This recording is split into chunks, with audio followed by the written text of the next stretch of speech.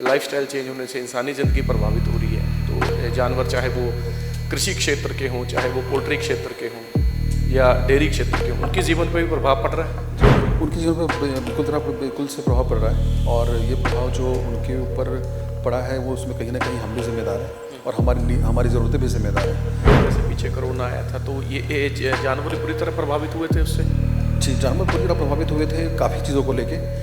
मुझे लगता है कि जानवर प्रभावित हुए थे, पोल्ट्री सेक्टर प्रभावित हुआ था र्यूमर्स को लेके, क्योंकि लोगों को लग रहा था, किसी ने अफवाह फैलाई कि हो सकता है कि इनसे भी कोरोना फैल रहा हो। 17 प्रोडक्ट आप बना रहे हो, देश विदेश में जा रहे हैं, वो मुख्य तौर पर किस तरह की बीमारियाँ जो जानवर में होती हैं उस पर जो काम करते हैं? हमारा जो प्रोडक्ट है वो उसका फोकस थेरेपेटिक और न्यूट्रिशन दोनों पे है।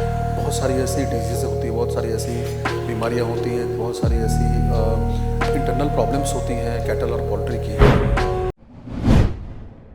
ਸਤਿ ਸ਼੍ਰੀ ਅਕਾਲ। ਸਕਰੋਲ ਪੰਜਾਬ ਦੇ ਦਰਸ਼ਕਾਂ ਦਾ ਬਲਜੀਤ ਮਰਾਵਾ ਵੱਲੋਂ ਸਵਾਗਤ ਹੈ। ਜਿਵੇਂ ਜਿਵੇਂ ਗਲੋਬਲਾਈਜੇਸ਼ਨ ਹੋ ਰਹੀ ਹੈ, ਇਨਸਾਨੀ ਜ਼ਿੰਦਗੀ ਦੇ ਵਿੱਚ ਬਿਮਾਰੀਆਂ ਘਰ ਕਰ ਰਹੀਆਂ ਨੇ, ਲਾਈਫਸਟਾਈਲ ਚੇਂਜ ਹੋ ਚੁੱਕਾ ਹੈ, ਤਾਂ ਇਨਸਾਨੀ ਜ਼ਿੰਦਗੀ ਦਾ ਅਹਿਮ ਹਿੱਸਾ ਹੈਗੇ ਨੇ ਜਾਨਵਰ, ਤੇ ਉਹ ਵੀ ਇਸ ਚੀਜ਼ ਤੋਂ ਬਚੇ ਨਹੀਂ ਹੋਏ, ਅਛੂਤੇ ਨਹੀਂ ਹੈਗੇ।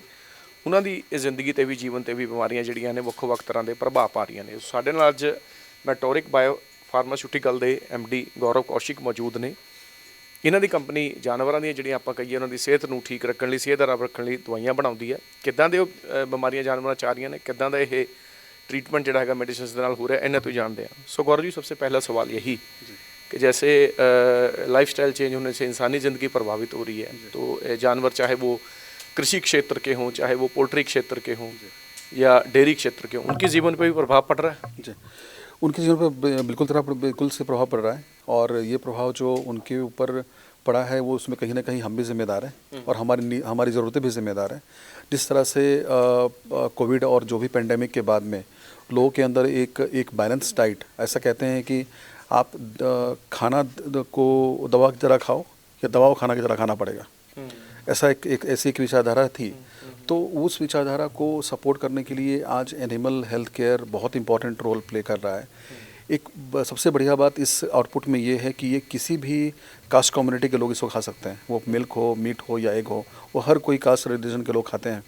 तो एक फोकस ये है कि जिस तरह से आज एक इम्यून और डाइट को लेके हम लोग कॉशियस हैं, वो आउटपुट ये एनिमल हेल्थ केयर से आ रही है और ये बहुत बड़ी जिम्मेदारी हमारी जैसी कंपनी की और हमारी पूरी इंडस्ट्री की अभी है कि आज इन तक वो एक बायोलॉजिकल प्रोडक्ट और इन तक एक जैविक और एक इनके साथ ऐसे प्रोडक्ट और विचारधारा के साथ काम करना कि आज अगर ये इनको हम जो खिलाएंगे फिर वो आउटपुट के तरीके हमारे तक भी आएगा। अगर हम इनको एक्स्ट्रा अननेसेसरी एंटीबायोटिक्स और केमिकल कंज्यूम करवाएंगे फॉर आउटपुट, तो ऑब्वियसली वो आउटपुट, वो अननेसेसरी एंटीबायोटिक हमारे शरीर तक भी पहुंचेगा। इसलिए बहुत ज़रूरी अभी ये हमारा सबका एक हमारे सबकी बड़ी रिस्पॉन्सिबिलिटी है कि आज हम इस तरह के प्रोडक्ट को, जो कि उनको नुकसान ना करे, कि हमें नुकसान ना हो, और जिस तरह से हमारी यह एक लाइफस्टाइल बन रही है कि हमें प्रोटीन डाइट और प्रोटीन फूड खाने की एक हैबिट भी बन रही है और ये बहुत अच्छी बात भी है। तो अगर हम इनको संभालेंगे तो ये हमें संभालेंगे। सवाल ये उठता है, जैसे पीछे कोरोना आया था तो ये जानवर बुरी तरह प्रभावित हुए थे उससे। जी, जानवर बुरी तरह प्रभावित हुए थे काफ़ी चीज़ों को लेके।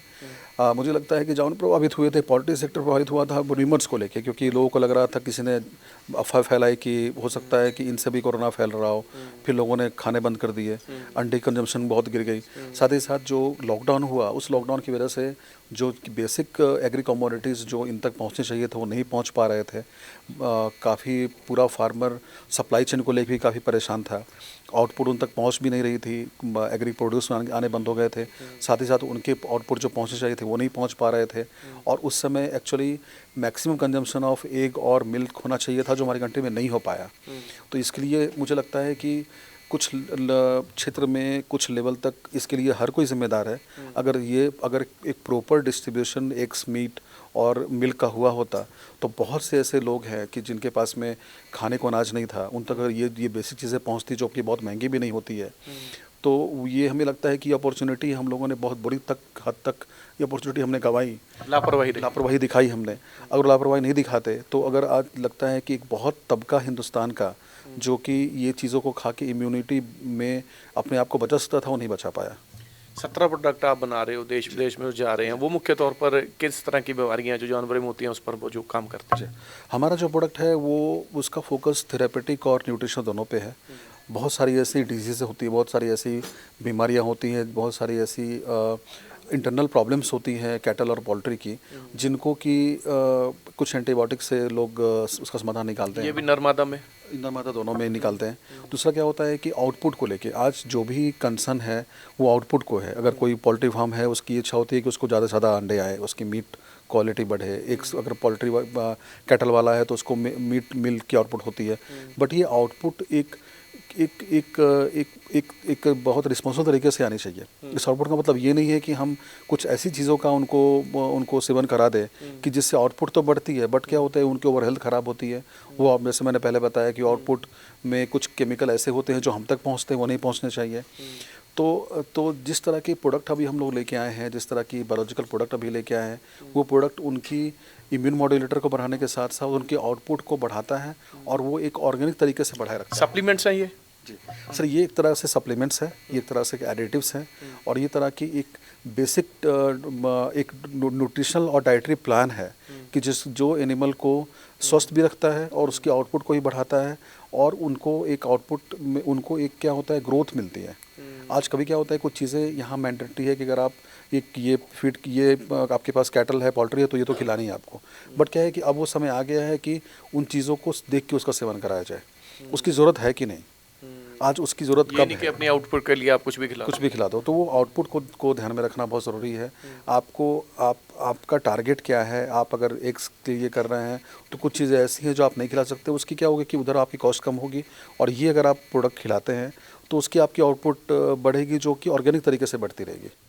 ਸੋ ਗੌਰਵ ਕੌਸ਼ਿਕ ਉਹਨਾਂ ਨੇ ਸਾਨੂੰ ਦੱਸਿਆ ਹੈਗਾ ਕਿ ਜਾਨਵਰਾਂ ਤੋਂ ਜੇ ਆਪਾਂ ਕੰਮ ਲੈਣਾ, ਖਾਸ ਕਰ ਪੋਲਟਰੀ ਸੈਕਟਰ ਦੇ ਹੋਣ, ਖੇਤੀ ਸੈਕਟਰ ਦੇ ਹੋਣ ਤੇ ਐਗਰੀਕਲਚਰ ਸੈਕਟਰ ਦੇ ਹੋਣ, ਤਾਂ ਤੇ ਇਹ ਨਹੀਂ ਕਿ ਆਪਣੇ ਮੁਨਾਫੇ ਲਈ, ਆਪਣੇ ਲਾਭ ਲਈ ਤੁਸੀਂ ਜੋ ਮਰਜ਼ੀ ਉਹਨਾਂ ਨੂੰ ਖਵਾਈ ਜਾਓ, ਤੇ ਕਿਤੇ ਨਾ ਕਿਤੇ ਜੇ ਤੁਸੀਂ ਉਹਨਾਂ ਨੂੰ ਕੁਝ ਅਜਿਹਾ ਖਵਾਉਂਦੇ ਹੋ ਤਾਂ ਤੁਹਾਡੇ ਸਰੀਰ ਤੇ ਵੀ ਉਹਦੇ ਅਸਰ ਜਿਹੜਾ ਹੈ, ਜਾਨਵਰਾਂ ਦੇ ਸਰੀਰ ਨੂੰ ਕੁਝ ਖਵਾਇਆ ਗਿਆ, ਮਨੁੱਖੀ ਸਰੀਰ ਤੇ ਵੀ, ਇਨਸਾਨੀ ਸਰੀਰ ਤੇ ਵੀ ਉਹਦੇ ਅਸਰ ਪੈਣਗੇ। ਸੋ ਕਿਤੇ ਨਾ ਕਿਤੇ ਥੋੜਾ ਸੁਹਿਰਦ ਹੋ ਕੇ ਜਿਹੜਾ ਹੈਗਾ ਉਹਨਾਂ ਧਿਆਨ ਰੱਖਣਾ ਚਾਹੀਦਾ। ਤੇ ਸਪਲੀਮੈਂਟਸ ਦੇ ਤੌਰ ਤੇ ਜੇ ਕੁਝ ਤੁਸੀਂ ਉਹਨਾਂ ਨੂੰ ਮੈਡੀਸਨਲ ਜਾਂ ਕੁਝ ਦੇ ਰਹੇ ਹੋ ਤਾਂ ਇਹ ਚੀਜ਼ ਜਾਨਵਰਾਂ ਲਈ ਵੀ ਲਾਭਦਾਇਕ ਰਹੇਗੀ। ਵਿਜੇ ਪ੍ਰਦੀਪ ਦੇ ਨਾਲ ਬਲਜੀਤ ਮਰਵਾਹਾ, ਸਕਰੋਲ ਪੰਜਾਬ, ਚੰਡੀਗੜ੍ਹ।